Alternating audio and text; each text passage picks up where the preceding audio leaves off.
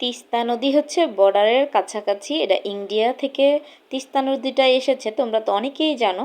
তো আমার হাজব্যান্ডের দাদাবাড়ি হচ্ছে তিস্তা নদী পার হয়ে রংপুর যেতে হয়, এখান দিয়ে গেছে ওরা।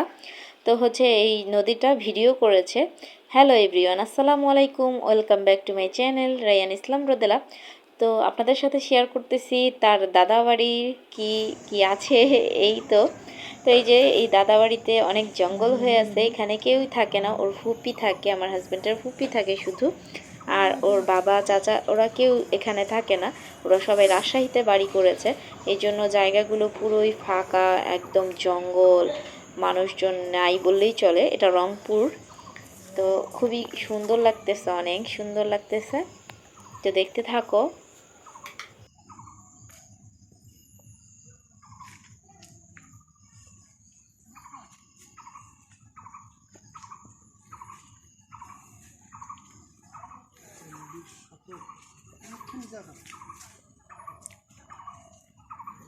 শুনছিলাম আরো বেশি,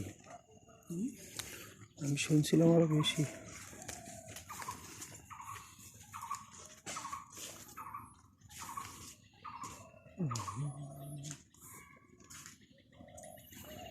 দেরি করা যাবো না, চল।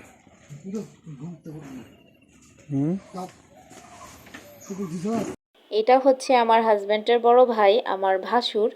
তো এটা হচ্ছে এখানে আমার ফুফুর শাশুড়ি থাকে। আর আমার দাদা শ্বশুর আর দাদি শাশুড়িকে আমি দেখি নাই বিয়ের পরে, ওরা আগেই ইন্তেকাল করেছিল। তাদেরকে আল্লাহ তালা বেহেশত নসিব করুক, সবসময় এই দোয়াটাই করি। তো এই যে বাড়িঘর, এখানে ফুপি থাকে।